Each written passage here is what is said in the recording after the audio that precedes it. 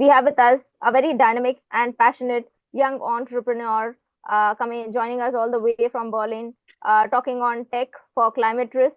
He's the partner at Climate Plus Tech AI.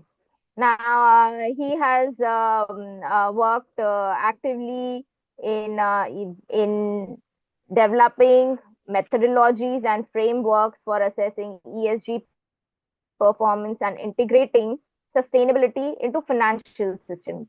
Most of us think about the ROIs on ESG, so I'm glad that he's working on those lines.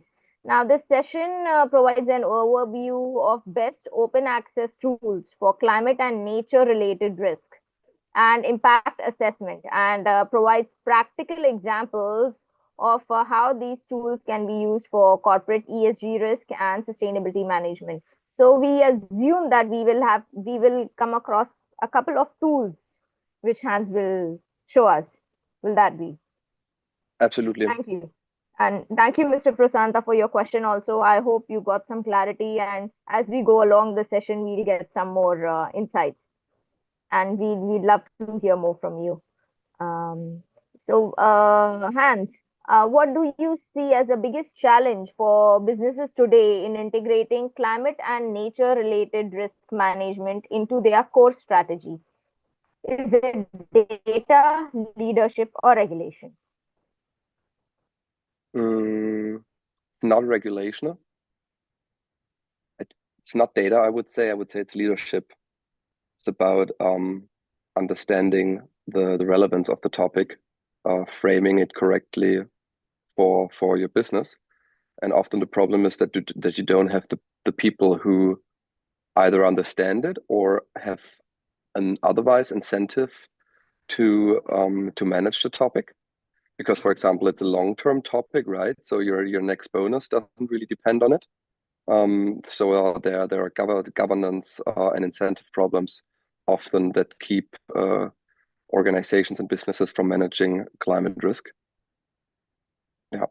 Thank you for mentioning about the leadership issue. I guess there are some countries who still are skeptical about the climate change. Now, as we move ahead, AI is increasingly seen as a catalyst in sustainable finance. How can it move beyond analytics to actually accelerate real-world climate action and decision making? What can move to accelerate real-world climate action? AI. How can AI actually help us to do that? In the topic where we're talking about now, climate and nature-related risks. Here we see emerging at the moment of the space of geospatial data. Usually when we talk about climate and nature risk, you're dealing with maps that have show you certain risk layers. For example, like where will the Earth get so and so much hotter in the next 10 or 20 years, and what impact will that have, for example, on soils? So it's like geospatial data with these risk layers, and usually programming software on top of that data and making analysis based on that data has been quite time demanding and difficult. And AI is currently changing that field because you can more or less, I'm oversimplifying here, but you can more or less give the AI systems that are trained on geospatial data vast amounts of data layers, and then ask them specific questions on these data layers. And what usually would have been done by a programmer, deterministically programming how a certain question is answered, is now often made on the go by the AI system. So it can scrape the methodology for answer a certain topic and then the data sets that it needs. So sorry, long story short, how does this make the whole topic easier and more accessible and allows for more on the ground action? The short answer is it makes the topic way more accessible. If you're a manager and you don't know so much about climate and nature related risks, having an interface where you can just ask, hey, am I at risk of for example floods at this or this location, and then the system doing all this for you is much easier than handling geospatial data or handling software that just shows these data layers where you would often need a lot of understanding. So short story, it makes it easier to interact with the data. Yeah. And do you have some tools that you would be sharing with us or giving the demo of? Yeah, if you want, I prepared like a 20-25 minute presentation. Um, and Okay, that so I can skip includes, my questions and I give you the lead. Why don't you share the presentations and we would love to hear from you. So I guess we can go that route. well, and we can then I'll just send you continue. the screenshot. Yeah. Yeah, sure. We can Then then continue with the questions also from the audience. And I'm yeah. right. We have 50 minutes left, right? Yeah. Okay, good. So because yeah, then I will. So I will So share my over to whole you. screen. Yeah. Yeah, You I will can. share my whole screen because I will switch between screens. So you should now see my presentation, right? Yes, it is visible. Awesome. So, as you already said, we'll be talking about climate and nature risk intelligence via open access tools. And maybe before I start into my first slide, just a little background knowledge. I got interested in open access tools for assessing climate and nature related risks because this is a very nice way of similar to how I argued about the usefulness of AI to make the topic more accessible for smaller organizations, for smaller businesses who might not have the knowledge, the resources, or whatever to hire consultants or to buy software solutions. There is a vast resource base on openly accessible tools and resources on climate and nature related risks on the internet from leading organizations like the IPCC, the World Resource Institute, the UNEP Financial Initiative, and so on. And I collected most of them. I was diving into them and looking, okay, what kind of risks do they cover? And this is what I will give you a little bit of an impression of what kind of tools are there. But before we dive into some solutions, I just want to bring one slide with some data on climate related risks. So the headline here is that adapting to risks resulting from climate change and nature degradation, and that's the good news, is not only one of the biggest political commitments already, but it's also an economic no-brainer. It pays off. Um, Here on the left-hand side, risks resulting from climate change and nature degradation are already the most urgent risk categories in the well-known World Economic Forum Global Risk Report. You can see here the first four risks perceived by managers and leaders all over the world are all related to climate change and the loss of nature and ecosystems. Then I'm from Germany, and in Europe in general, we have a very good infrastructure that might help us to deal with these risks. But even here, because Europe is the fastest warming continent on the world, climate risks are intensifying exponentially fast compared to other regions of the world. And here in the middle, you can see that when many private and public organizations don't yet manage these risks adequately, and this results in a so-called um, widening climate protection and climate insurance gap. The climate protection gap is like, to which degree are you protected for the future risks, right? Did you take adequate measures to, for example, protect your assets against floods or extreme heats, or as a farmer against drought? And then the insurance gap is like those risks that you cannot take measures against or have not taken measures against. Are they insured? So when a catastrophe, a hazard hits, will you get the money from an insurance or not? And also, this insurance gap is widening because people are not so aware often of the threat. And second, many insurers are offering less and less coverage because climate related risks are becoming unmanageable and they cannot really offer insurance policies that pay off from their perspective. The good news, however, is that early investments, timely investments in adaptation to climate change can yield a 2 to 10-fold net economic return. So if you compare how much does the measure cost today and how much money can it save me in the future, you usually get a very positive ROI, return on investment, on climate risk adaptation investments. And then the last question, and I already said that before when we were talking about leadership, smaller organizations are often unable to reap these benefits. And the reason is, and this is like the leadership issue, primarily due to a lack of risk awareness, knowledge, and managers' time.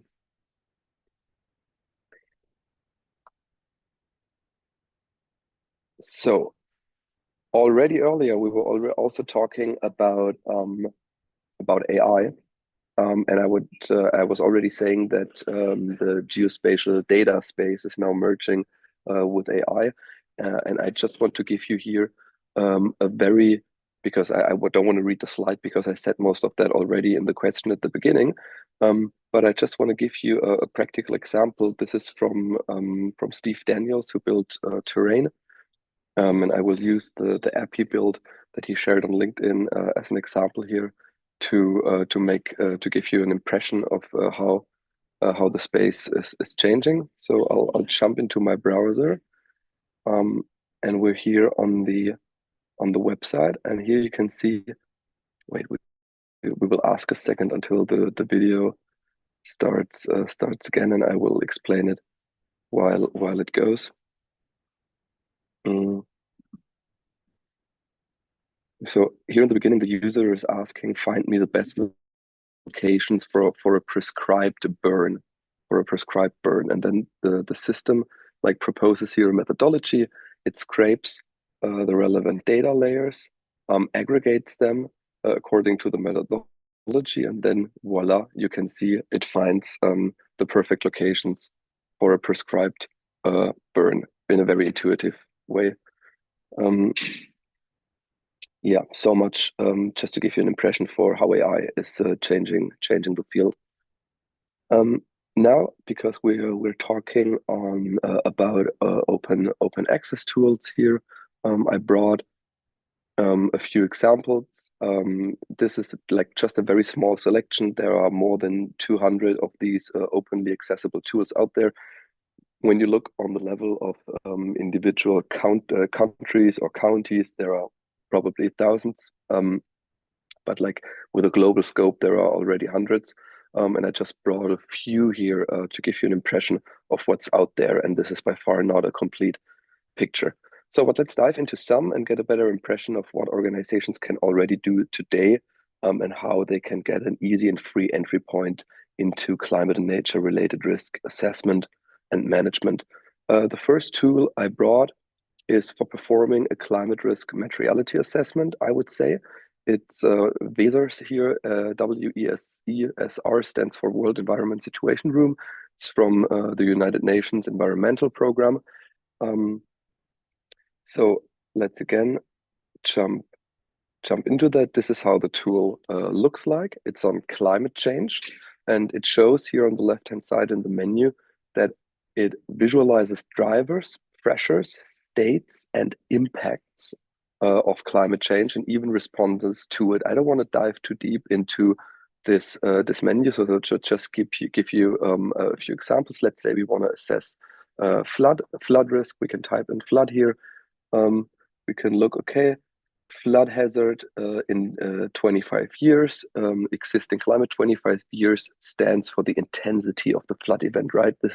These are flood events that will on average occur every 25 years under the existing climate. Of course, flood events that only occur every 100 years can be much more intense. Yeah, let's take the intense layer, and then you see the map changed, and we can zoom in. And me, for example, I'm from Karlsruhe in Germany. So let's zoom in here in Karlsruhe, and you will see the river that flows here is the Rhine. And here you can see, okay, where do we have an exposure to flood risk events that occur every 100 years? If I remove this layer and add the 25-year layer, it should become less intense because it's a less intense flood event. Well, actually, the difference is not so much visible, but yeah, these are floods occurring every 25 years. Another thing that we can do, for example, another climate-related risk. Let's say we want to have a look at wildfire. I'll type in fire here, and I see a data set here on the active fire density. Oh, and one thing that you can already see now, the granularity of the data is often an issue here. Let's zoom out a little bit on Europe to get the bigger picture. Of course, as we would expect, we have high wildfire risks in Portugal, in South Italy, in Greece, in the whole of Balkany here. And you can already see here, like, this is a problem with these tools. The calculation often is not perfect. If we zoom in, imagine you have assets in one of those quadrants. Just by knowing that you're in this quadrant, you don't know yet whether you have a risk of wildfire, because when you're 100 meters away from a forest there, you won't have a risk, but it can already show you, okay, you should consider the risk, as opposed to when you're somewhere out here where there's where there is no coloring. So this is why I said on the slide that this is not for a climate risk assessment, but rather for a materiality assessment. You can scope for the risks that are or that might be material at a certain geolocation, and then decide, might I have an exposure? And if the tool indicates yes, then I should probably dive deeper into the topic and assess the risk in more detail. Let's go back here. By the way, if you have any questions, you can always jump in. Otherwise, I will continue showing you a few more tools, and you can ask your questions in the end. The second one is the ABC map by the United Nations Food and Agriculture Organization, FAO. And it is for assessing risk and the land change impact of build projects and site developments. Sounds a little bit cryptic and abstract. Let's dive into the tool again. We go to the map here. Wait, I want to do this from the beginning. Let's reload the whole thing. Go to the app. Interesting, it already picks a polygon. I wanted to show you this. Let me reload this because I want to go through the whole process with you. Yeah, now we're at the dashboard. So I have to give my analysis a name. We will just call it test. We have to choose a layer, and then we can here, let's go, I don't know, let's go somewhere to India. And we can now zoom in to wherever we want. Let's say we want to develop a farm on this lake here. We can draw a polygon around where our site might be. Let's say it's here on the lake. I can define the polygon, it zooms in, and then by clicking next here, it will run a certain frequency of analyses and load some data here. And we get all kinds of information regarding climate risk. I don't want to go too much into detail, but we get an overall climate-related risk score. When we go down, we see how precipitation, rainfall has been changing over the last years, right? There's a slight increase in rainfall. There has not been an increase in extreme precipitation.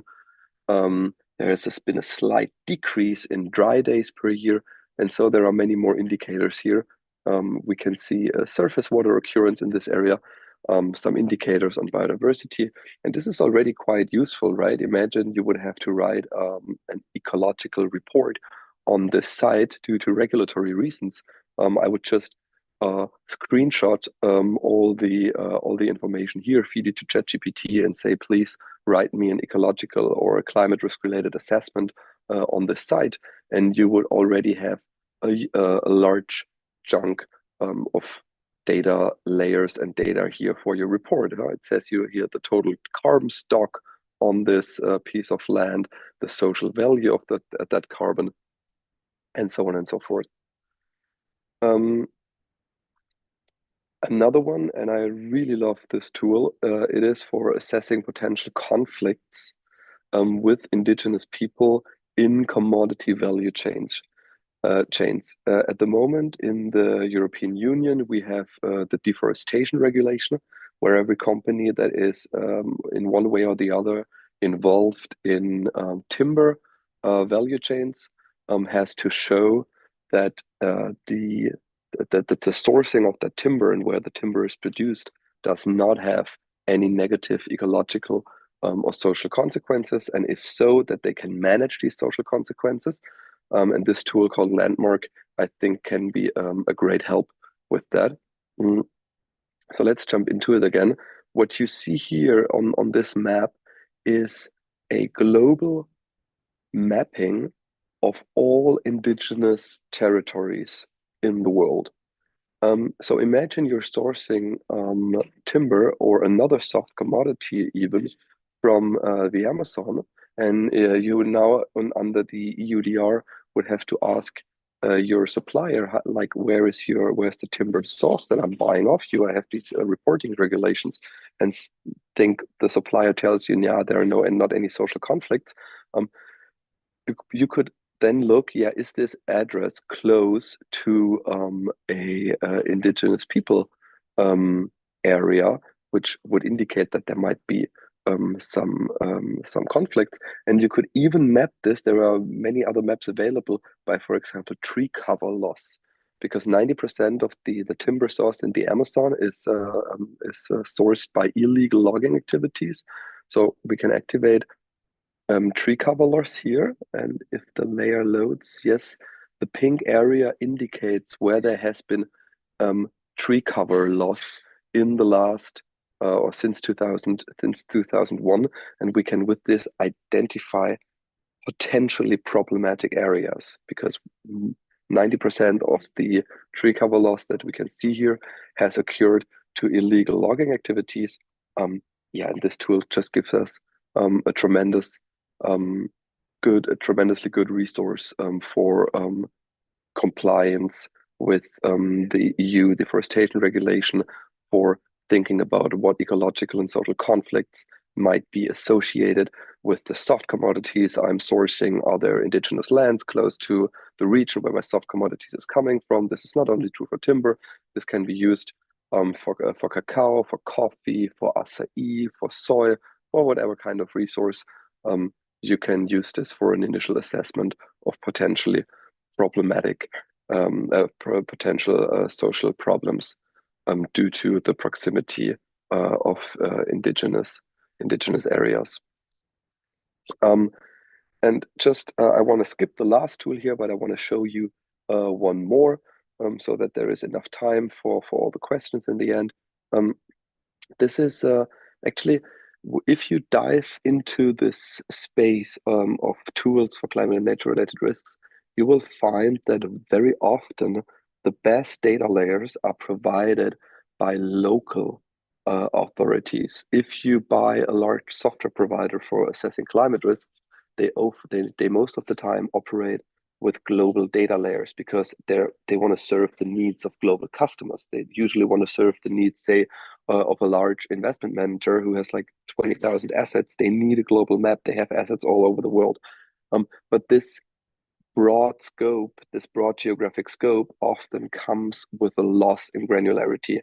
And very often, like the small environmental agencies in the counties have much more better data on certain risks and much more granular. And one example is in Germany, the GeoPortal by a German ministry. And I just again want to give you an example. An example here. I was looking for a map on heavy rainfall events, and what this map here basically shows you is, if there is a heavy rainfall event due to the relief of the country, where will the water flow? And is, for example, your house threatened by rainwater? And you can see it's super. They run a simulation. Sorry for the up and down. It's very sensitive. They run a simulation here of where would the water go when there would be a heavy rainfall event, and you could already see, okay, if you live in one of these houses, you're probably fine. There is no water indicated around it. But here, for example, this the 29 here, or the whole group of houses here, they would have would be at risk for for example, their basement being flooded when there's an extreme rainfall events, and probably should check if they have taken adequate measures against it. And this is super granular and super useful, and these kinds of simulations would usually cost you, if you would do them as an organization, a lot of money. So it's quite cool that this here is available as as an open resource. I will skip the last one because I want to have enough time for your questions. So thank you so much for your attention. I hope I could give you an impression of what's possible with openly available tools and about the topic of climate and nature-related risks more generally. And I'm very happy to answer all the questions you might have. Thank you so much, Hans. I would first request if any of our audiences have questions, especially the ones who are in the room. I am Prashanta. Mhm. I understand that it is a very, very interesting presentation, very, very intriguing and interesting presentation. And you have already told that your data input is from open sources. Mhm. But climate, and you have come to a granular level to a country level to a specific place also to find out what will be the impact like in case there is a change in the climate. Mhm. So there is always the interplay between the regional climate and the global climate, Mhm. and to synchronize, integrate these two in a time frame. It is very, very complicated. Of course, it is maybe lot many. The moment you come to a simulation, that means you do some kind of assumptions that what will be happening, and then you do the Absolutely. simulations. But climate predictions and interplay with the regional climate and to find out what is going to happen at the granular level, I don't know how it will come into play. That is one question. Second thing, your presentation is from the perspective from not from a company's perspective, in the sense that they want to make an assessment and take care of this risk and to take care in their businesses. And of course, you have covered about the global supply chain and European restrictions there, CRS, triple D, and so many other restrictions are coming into play. But I don't know this how.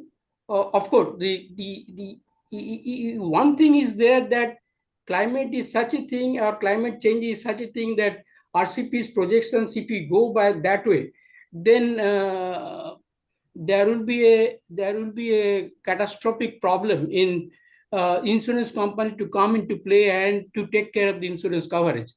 Maybe the cost benefit analysis from their perspective, it will be enormous. I do not know. And Mhm. how far your this model, your integration from open sources, and this very intriguing and interesting model, but I don't know how far it is close to the reality. Close to the Mm. reality. That is my understanding. Mm. Thank you. No, Thank I you so can. much. You're very welcome. I'm glad you liked the presentation. And I gonna try to refer to both of your questions a little bit. Please let me know if I'm not if I leave any questions open. If I understood you correctly, one thing that you're saying is it's very a little bit more simplistic, but it's very difficult to assess where climate will change how, and how this will change the dynamic of climate-related hazards, and what the interplay here on between the local and the global level is. And of course, this is entirely true. It's super difficult to model the climate. There are still a few Nobel Prizes to be won in this field, right? We always have to do here with chaotic systems, and I think we progressed a lot during the last 10 years. I'm not a physicist, but from what I heard, but nevertheless, we can, for many climate hazards, we cannot make adequate projections. This starts even like, and let me say, most of the data that you have seen, right, has only been momentary things. There are, of course, many of these tools allow you to make projections, so they would project the flood risk into the future and then show the modeling, like how will, let's say, 50-year flood risk events intensify in, say, 2050. So these layers are usually included in these tools, but often it's just momentary. And I would also argue that often, like, seeing how it changed in the past, the historic data, and where it is today, is a good indicator, because you cannot advance many things into the future. With flood, it kind of works, but also we know when we look at the last intense flood events during the last years, those did not hit usually in the areas where climate scientists expected them to be. And then, for example, when it comes to precipitation, like how will rainfall events intensify, or say hail hazard, climate scientists can often not really give you a good answer to that. So we simply often don't know. So looking at the historic data and the current data and extrapolating that in the future is often the only thing that we can really do, I think. On the other hand, we all know that some trends here will intensify and will rise, and the risks dynamics will not simply be derived by looking at past events and extrapolating those in the future, but there will be new intensities, new climate regimes that we have not seen in the past, and these are very difficult to model. And sorry, I don't want to stretch this reply to this question for too long, but now we're at a point where I want to add one more thing. So when we know that it's so difficult to quantify future climate-related hazards, very often when we're honest with ourselves, we must see that the only thing that we can do is take a resilience approach, like accounting for the worst and thinking early about what measures can we take to become more resilient.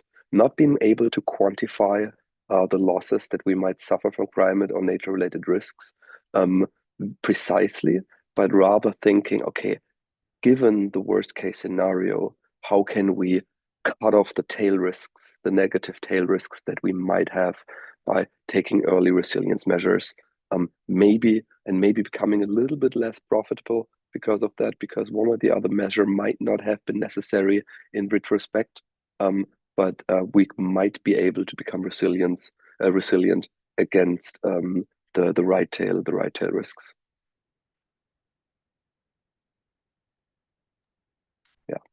I hope this answered your question. I hope it satisfies your question. Let us know if it is otherwise. We have Mr. Vaibhav Gosavi, who's asked if the tools that you have shown, we can share it with them and the list of those tools. So if you could, that would be appreciated. Yes, Mr. Harisaban. Yeah, good evening and good afternoon for Hans, I think. And Yes. you're very good presented, and I think is a very good tool to identify the all climate-related AI tools. Everything can present it I think with the second you can identify where the problem is that going on. Because today is very neat to all this first data we need for the where I go for the particular sector where we the cup of our problem. So secondly, just give some example and some give some the question also to you. Now we have the data, but how to implement? Because just I give you one example. We have SD 17 goals, first goal, two goals I say, zero poverty and zero hunger.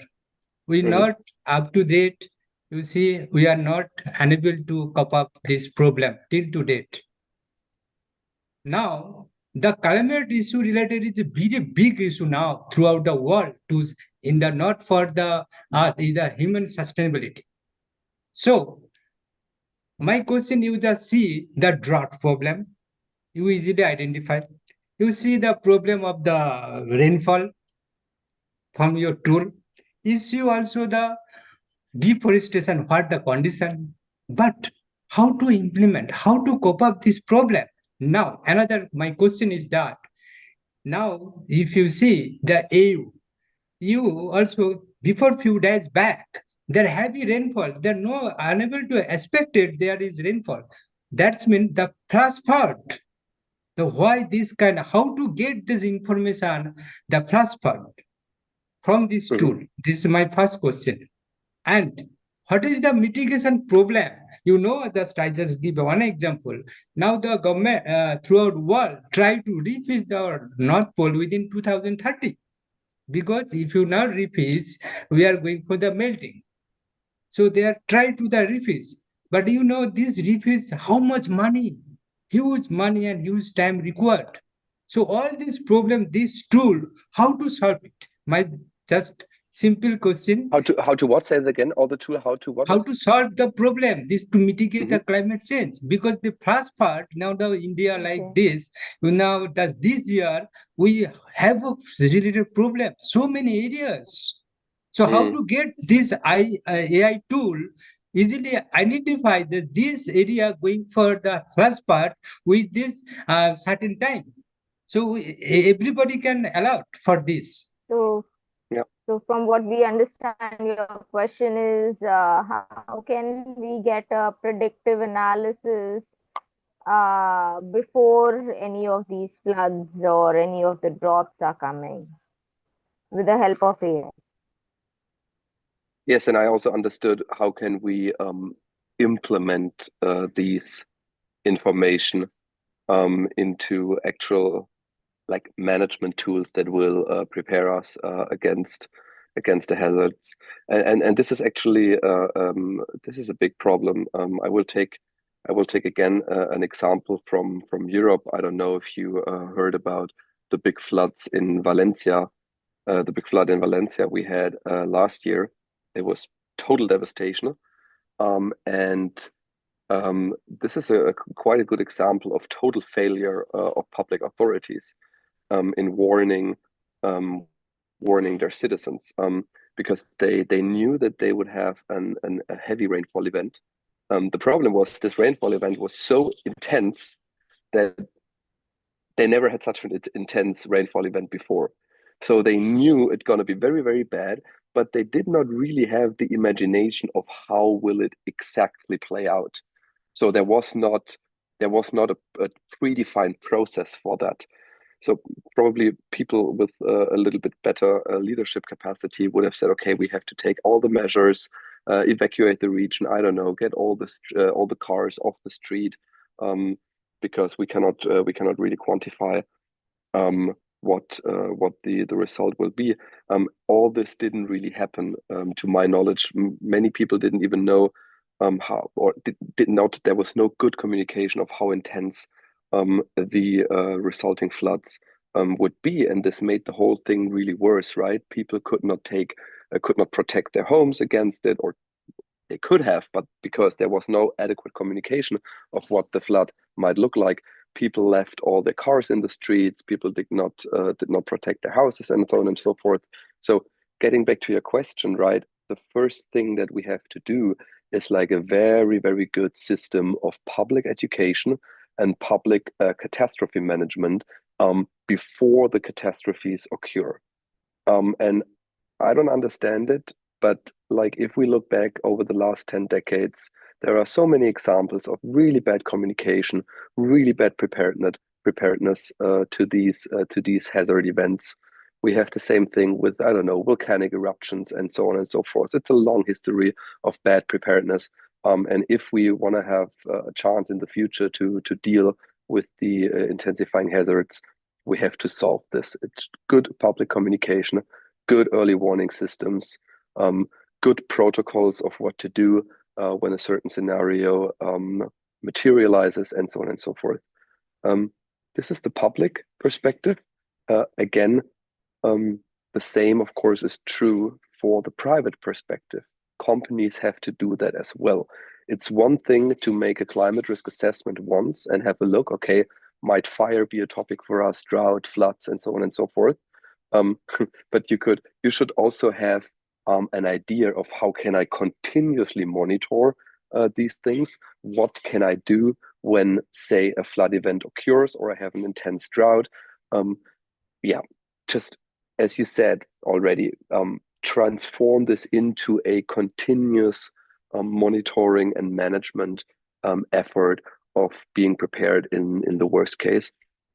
And just to give you two further ideas here, a very important point here, we had that already, are insurances, right? You should have an idea of what kind of extreme events can I insure, but also business continuity plans, I think they're called, so business BCPs, business continuity plans, that say, okay, if I'm hit by a hazard, how can my business continue to function?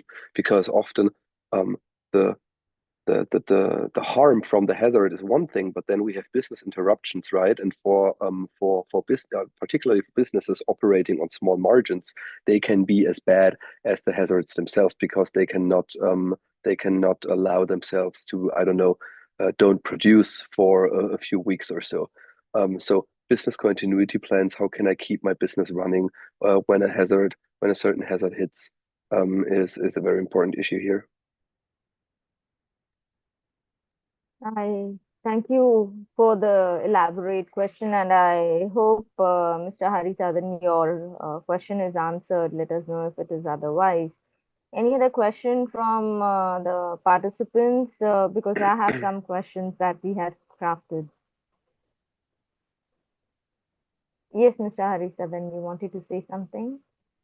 I agree his answer. I agree, very positive answer he gave. Just I want, because whatever he said, it is ultimately very cost effective, and we are in a position to this position to we invest a lot of money on this. So this is, and one, I think it is very, and one questionable point. So let's see. We hope for that, for better sustainability and better world. Thank you very much, Hans. Thank you. Mhm. Thank you for the question. So Hans, I know that it was an excellent presentation, and thank you for sharing the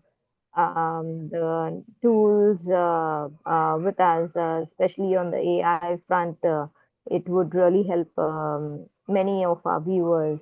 Now, given your global perspective, where do you see the strongest opportunities for cross-border cooperation in climate and nature risk management, considering it's not a geographic issue, it's a global issue? So, what are the strongest opportunities you feel? Oof, that's a question for an optimist. I'm not particularly optimistic, right? We're not, as it seems at the moment, we're not maneuvering into a world of better global cooperation. So I would say, but yeah, this is maybe a pessimistic view, that for many efforts, the time has gone. Like I think the time for collective action has been in the 90s, after the World Conference in Rio, and in the following years, taking early measures against climate change, standing together as an international community. I don't see much of that energy at the moment. This is not the optimistic reply, but I think it's important to be realistic. Protecting the climate is a global commons. It's a global good, a global commons that has to be protected across borders. As you said, you're asking for cross-border cooperation. And there is not that much momentum at the moment. And I'm not sure whether we are already beyond something that I would call a social tipping point, where the incentives stay. So because you need a climate of trust, you need to trust each other. You need to know that when you invest today, another country might invest tomorrow, and that if something bad happens to you, there is an international community that will help you financially, and so on and so forth. And I feel like we have depleted these social resources of trust a lot during the last years. So to be honest, I don't have a very good reply to your question. And I mean, there are currently maybe, I don't know. Let's see what will come out of the COP in Brazil now. I think there is a wonderful energy around this COP of solidarity and of building communities of local solidarity between communities. And I'm also curious what will come out of the loss and damage fund that is currently discussed around the COP. But again, the recent history of the discussions around the loss and damage fund have been a disaster. Yeah, maybe one thing that I can say for a little bit more optimism is climate change is a global issue, but the hazards resulting from climate change are very local, right? If we have a flood, that's a local phenomenon. If we have a wildfire, that's a local phenomenon. We do not have to coordinate cross borders to managing these risks. We can build resilience on the local level. And this is often way more powerful, because here we are not, we don't work against the windmills of geopolitics and of global changes. We can coordinate locally with our neighbors, with the communities we live in, and build resilience here. And we have a very direct incentive here. We do not need any type of multilateral agreements and global governance and so on and so forth. But we're all, so to say, in the same boat locally, and there it's very or much more easy to take measures. And I mean, this was already like the motto of the United Nations fight against climate change. Think global, act local. I think 30 years ago. I don't know where this quote originated from originally, but yeah, think global and act local. And acting local is often way more easy than coordinating globally. I totally agree with you and appreciate your views. Now, finally, looking ahead, what area of climate technology or AI do you believe will define the next breakthrough for the decade? I mean, technological innovation cycles have become so fast that I'm not really fit to make an assessment for the next decade. But one thing I'm seeing at the moment is, when you look at the software providers for climate and nature related risk, one big thing at the moment is loss quantification, right? The tools I showed you, they show you hazard maps. They don't usually give you any estimate of, say, you have a commercial real estate building that cost you 50 million, and there will be and you have like this modeling of the extreme rainfall event. They don't tell you, okay, this will be a damage of $500,000 or $5 million, right? And insurers do this. They have like loss functions that can relate the type of asset to the hazard, and then indicate a projected loss. And this is very important, right? Because if you want to convince your CEO or your CFO, they will often ask you, okay, what's the expected harm, right? I have to calculate the measure against the hazard, and I will only do that if it pays off. So integrating these expected losses and calculating these in the first place into software solutions is a current big frontier in climate risk modeling and climate risk software. One thing. And then the second thing closely related to that is doing the same for adaptation measures. Say I know that my commercial real estate building might suffer a loss of $5 million due to a certain flood event or so. How can I calculate how much a certain adaptation measure will to what degree it will mitigate these costs. And having like, usually you would want to have a plug and play system. Okay, let's simulate this adaptation measure. Okay, I build a dam here, or I find a nature-based solution. You want to module your risk according and the loss resulting from it with the different mitigation measures. And yeah, finding the mathematics behind that and the calculations of how much can you mitigate your financial losses closely related to modeling the financial losses in the first place. These are two things that will keep us busy in the next years, or us, the providers of climate and nature related risk software. That's a very interesting take, Hans. We have one last question from Mr. Prasanta, and I know that it has been a long day for you. So, all Mr. good. Prasanta, if you... Can I? Yes, Sure. yes, sure. Actually, my question is a little different in the sense that all of us, we aspire that safe space for living as per the planetary boundaries. And in almost in respect of 6 out of 9, we have already transgressed. Mhm. Of course, we have not reached to that tipping points. So what is your actually estimate, supposing if we do all kinds of scientific measure to control the climate. Climate is the carbon intensity. I put it in a very straightforward way, simplistic way. So all of a sudden, big giants, they say, okay, we'll do direct carbon capture, and we'll try to manage the total things within a very short time span. So, and we can still mitigate by 2070 that our climate target. Is it possible, or is it by any chance? Of course, I'm very theoretical and very hypothetical question. I'm just. You mean, is it possible to mitigate the worst to come? Like, is it possible to not to kind of halt the trend and not have these Yes, this immense yes, theoretically it is. I would even go as far as to say theoretically it's easy. If the whole world would stop eating beef from one day to another, and we would transform all the area where cattle is at the moment fed to protected areas, this alone would be enough to mitigate, I don't know how many gigatons of carbon per year, but this is not going to happen.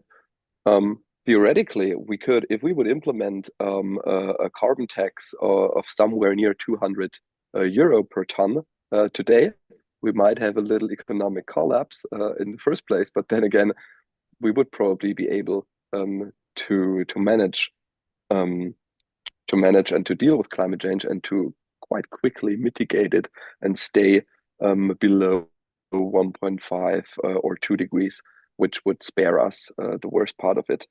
Is it realistic? Absolutely not.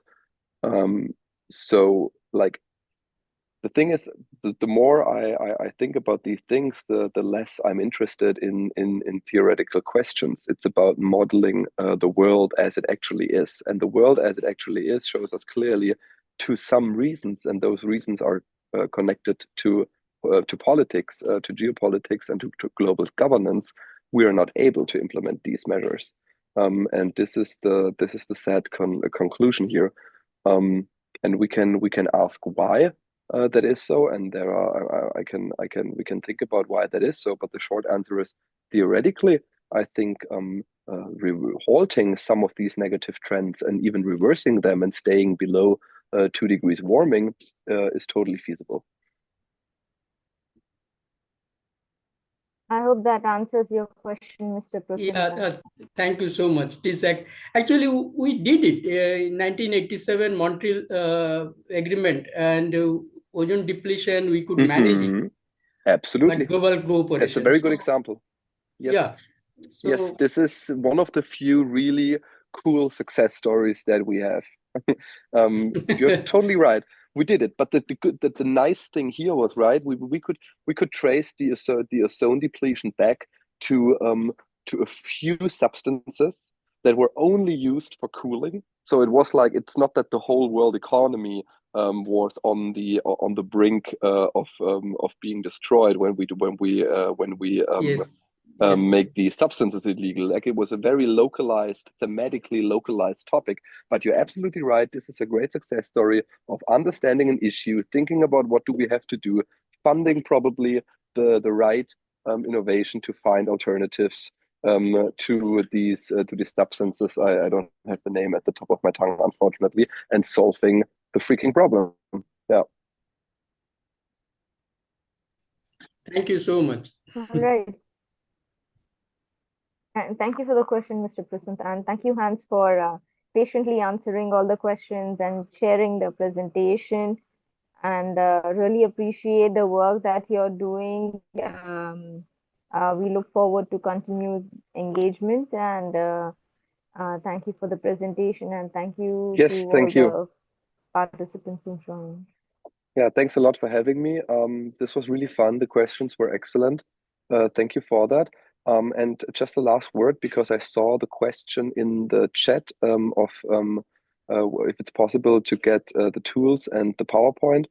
Yes, you already shared my LinkedIn profile, so I've been posting lists with these tools over the last month.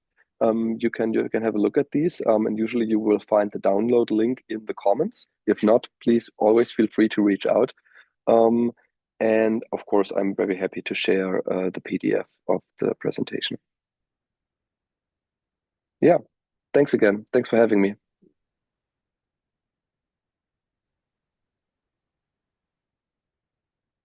And I don't know if you can hear me still, but yeah, Harsha, you're back. Your screen was frozen for a moment, but we were just saying goodbye anyway. Thank you so much. Thank you so much. Thank you. Thank you, guys. Thank you. Bye-bye there. Thank you. Bye. Good night.